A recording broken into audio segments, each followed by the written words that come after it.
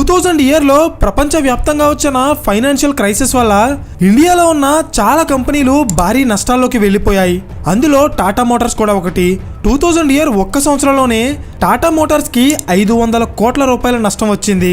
అయితే అప్పటికే Indian commercial vehicle సెగ్మెంట్లో 60% మార్కెట్ షేర్తో నెంబర్ 1 పొజిషన్లో ఉన్న టాటా మోటార్స్ ఫ్యూచర్లో వాళ్ళ పొజిషన్ని కాపాడుకోవాలన్నా, మళ్ళీ టాటా మోటార్స్ని నష్టాల నుండి లాభాల్లోకి తీసుకురావాలన్నా వాళ్ళకి ఒక కొత్త కమర్షియల్ వెహికల్ కావాలి. సో ఈ ప్రాసెస్లోనే ఈ కంపెనీలో పనిచేస్తున్న గిరీష్ వాగ్ అనే ఒక మెకానికల్ ఇంజనీర్ దాదాపు 3 ఏళ్ల పాటు కమర్షియల్ వెహికల్ మార్కెట్ని స్టడీ చేస్తూ అందులో ఉన్న ప్రాబ్లమ్స్ని ఐడెంటిఫై చేసి వాటిని సాల్వ్ చేస్తూ ఒక కొత్త వెహికల్ని డిజైన్ చేశారు.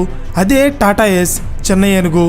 అయితే ఈ ఒక్క క్యారియర్ కమర్షియల్ వెహికల్ సెగ్మెంట్లో టాటా మోటార్స్ని నెంబర్ 1 పొజిషన్లో నిలబెట్టడం మాత్రమే కాదు, ఇండియాలో ఉన్న లాస్ట్ మైల్ డెలివరీ మార్కెట్లో ఒక కొత్త రెవల్యూషన్ని క్రియేట్ చేసి ఆటోమొబైల్ బిజినెస్ చేస్తున్న ఎన్నో కంపెనీలు టాటా ఏస్ని కాపీ కొట్టి వాళ్ళ వెహికల్స్ని డిజైన్ చేసే స్థాయికి ఎదిగింది. అయితే ఇక్కడ పాయింట్ ఏంటంటే, అసలు గిరీష్ వాగ్ టాటా ఏస్ని డిజైన్ చేసినప్పుడు మార్కెట్లో ఉన్న ఏ ప్రాబ్లమ్స్ని సాల్వ్ చేశారు, ఎందుకని రతన్ టాటా గారు ఈ ప్రాజెక్ట్ మీద ఎంత ఇంట్రెస్ట్ చూపించారు, అసలు టాటా ఏస్ని కనిపెట్టడం వెనక జరిగిన స్టోరీ ఏంటో నేను ఈ వీడియోలో చెప్పబోతున్నాను. Hello everyone, welcome to today's video and this is your friend Surya. 2000 ఇయర్లో టాటా మోటార్స్కి భారీగా నష్టాలు వచ్చిన తర్వాత ఈ కంపెనీలో కమర్షియల్ వెహికల్ బిజినెస్ని లీడ్ చేస్తున్న రవికాంత్ గారు ఒక నిర్ణయం తీసుకున్నారు. అదేంటంటే, ఫ్యూచర్లో టాటా మోటార్స్ని మళ్ళీ నెంబర్ 1 పొజిషన్లో నిలబెట్టాలంటే దానికి మార్కెట్లో ఉన్న ప్రాబ్లమ్స్ ఏంటో తెలుసుకుని వాటికి తగ్గట్టు ఫ్యూచర్లో టాటా మోటార్స్ వెహికల్స్ని తయారు చేయాలి. సో మార్కెట్ని రీసెర్చ్ చేసి ఫ్యూచర్ అవసరాలను తెలుసుకోవడానికి ఆయన మొత్తం 4 టీమ్స్ని ఫామ్ చేశారు.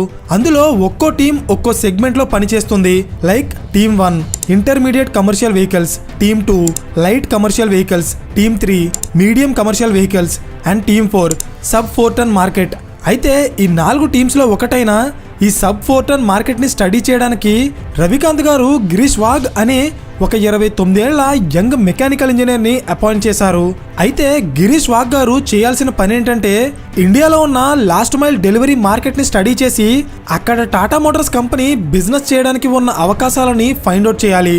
అయితే ఇంతకీ లాస్ట్ మైల్ డెలివరీ అంటే ఏంటి అనుకుంటున్నారా? చెప్తా చూడండి.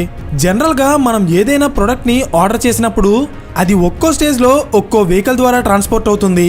ఫర్ ఎగ్జాంపుల్, 2 దేశాల మధ్య ట్రాన్స్పోర్ట్ అవ్వాలంటే షిప్స్ అండ్ ఫ్లైట్స్, 2 రాష్ట్రాల మధ్య ట్రాన్స్పోర్ట్ అవ్వాలంటే ట్రైన్స్ అండ్ ట్రక్స్, అండ్ అలాగే 2 డిస్ట్రిక్ట్స్ మధ్య ట్రాన్స్పోర్ట్ అవ్వాలంటే medium and light commercial vehicles. ఫైనల్గా డెలివరీ ప్రాసెస్లో ఉన్న లాస్ట్ స్టేజ్లో ఆటో రిక్షాస్ లాంటి చిన్న వెహికల్స్ ద్వారా ప్రొడక్ట్ని మీ ఇంటికి డెలివరీ చేస్తారు. దీన్నే లాస్ట్ మైల్ ఆఫ్ డెలివరీ అంటారు.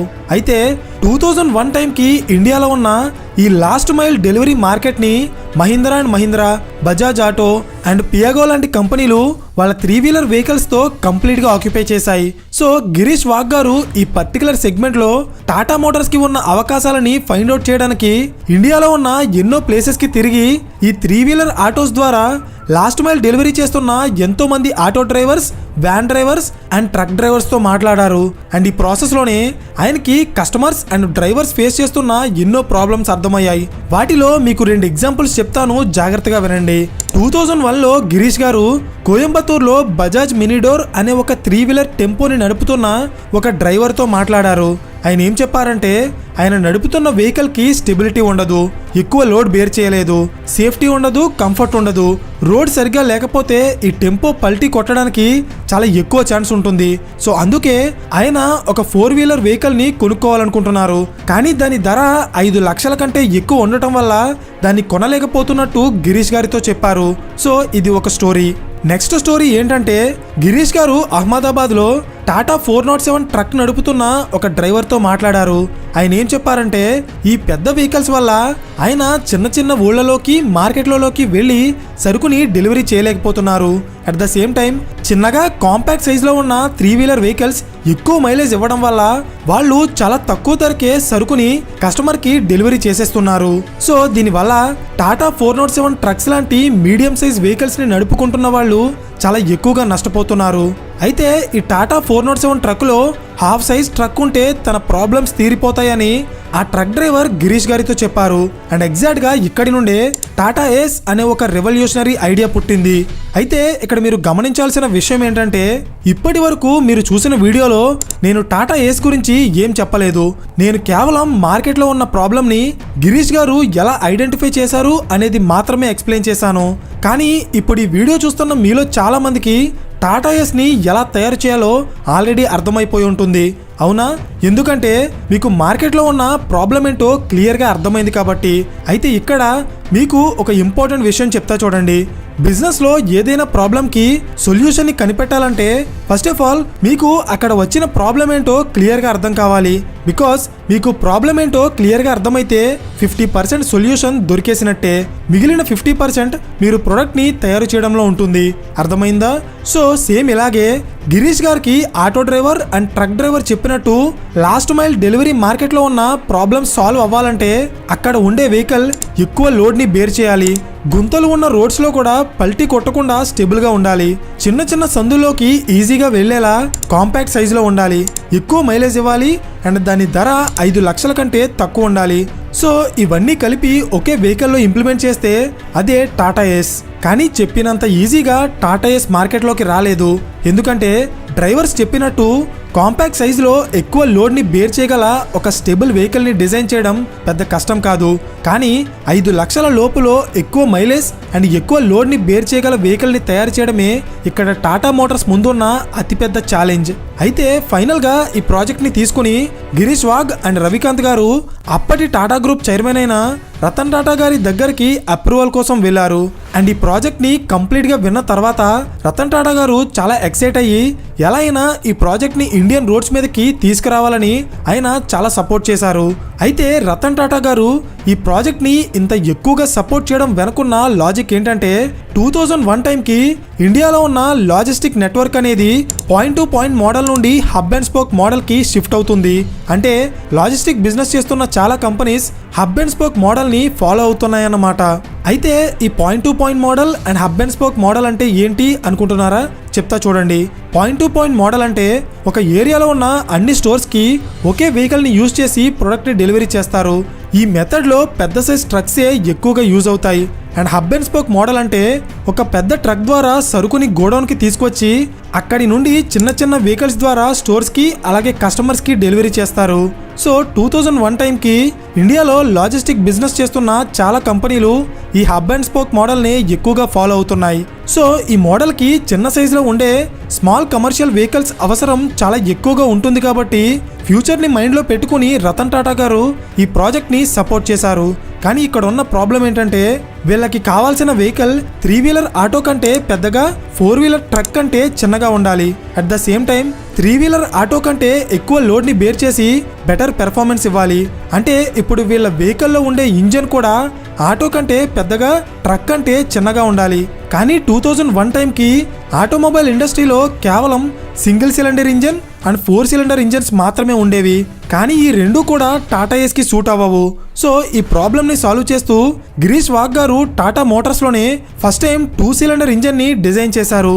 అండ్ వాళ్ళు ఊహించినట్టే ఈ 2 సిలిండర్ ఇంజన్ ఆటో రిక్షాస్లో వాడే సింగిల్ సిలిండర్ ఇంజన్ కంటే బెటర్ పెర్ఫార్మెన్స్ ఇస్తుంది. అందుకే తర్వాత కాలంలో దీన్నే టాటా నానోలో కూడా యూజ్ చేశారు.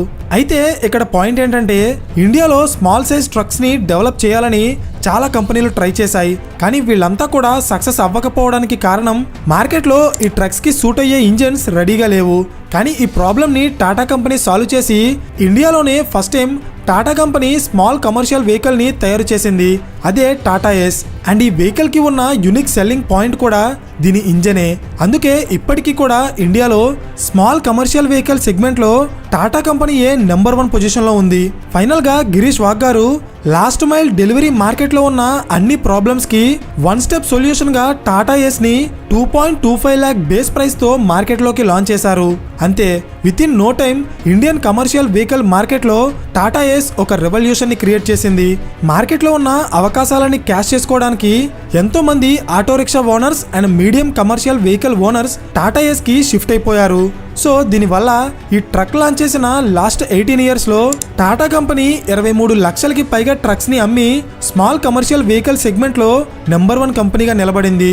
సో ఫైనల్లీ ఈ కేస్ స్టడీ నుండి మనం నేర్చుకోవాల్సిన ఒక ఇంపార్టెంట్ లెసన్ ఏంటంటే, ఏదైనా ఒక కొత్త ప్రోడక్ట్ ని మార్కెట్లోకి లాంచ్ చేయాలనుకున్నప్పుడు మన ప్రోడక్ట్ ని బలవంతంగా కస్టమర్స్ మీద రుద్దడం కాకుండా కస్టమర్స్ అవసరాలని ప్రాబ్లమ్స్ ని కరెక్ట్ గా అర్థం చేసుకుని వాటికి సొల్యూషన్ క్రియేట్ చేసేలా మీ ప్రోడక్ట్ ని తయారు చేసి మార్కెట్లో ఉన్న గ్యాప్ ని ఫిల్ చేయగలిగితే అది మార్కెట్లో సక్సెస్ అవ్వడం మాత్రమే కాదు, దానికి ఫస్ట్ మూవర్ అడ్వాంటేజ్ కూడా తోడయి సేమ్ టాటా ఏస్ లాగే ఏదో ఒక రోజు అది మార్కెట్ ని రూల్ చేసే స్థాయికి ఎదుగుతుంది.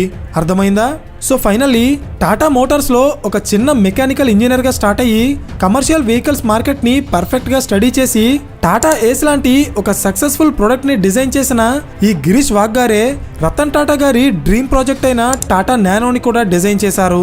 కానీ టాటా ఏస్ ఎంత పెద్ద సక్సెస్ అయిందో టాటా నానో అంతే మొత్తంలో ఫెయిల్ అయింది. అయితే దీనికి రీజన్స్ ఏంటో నేను ఆల్రెడీ ఒక సెపరేట్ కేస్ స్టడీ చేశాను. మీకు ఇంట్రెస్ట్ ఉంటే వీడియో ఎండ్ కార్డ్స్లో ఇస్తాను, చెక్ చేయండి. అండ్ ఫైనల్లీ ఈ కేస్ స్టడీ గురించి మీరు ఇంకా డెప్త్గా తెలుసుకోవాలనుకుంటే బిజినెస్ టుడేలో పబ్లిష్ అయిన ఈ ఆర్టికల్ లింక్ని కింద డిస్క్రిప్షన్లో ఇస్తాను, వెళ్ళి చదవండి. అండ్ ఈ వీడియో మీకు ఇన్ఫర్మేటివ్గా అనిపిస్తే ఖచ్చితంగా లైక్ చేయడం మర్చిపోకండి. బికాస్ మీరు చేసే ఆ ఒక్క లైక్ మా వీడియోని మరికొంతమందికి రీచ్ అయ్యేలా చేస్తుంది. సో ఛానల్ని ఇంకా సబ్స్క్రైబ్ చేయకపోతే ఇప్పుడే సబ్స్క్రైబ్ చేసి పక్కనే ఉన్న గంట సింబల్ ఆన్ చేయండి. మేము వీడియో అప్లోడ్ చేసిన వెంటనే మీకు ఇమీడియట్ నోటిఫికేషన్ వస్తుంది. So thank you for watching and I'll see you in the next video. Till then, this is your friend Surya signing off.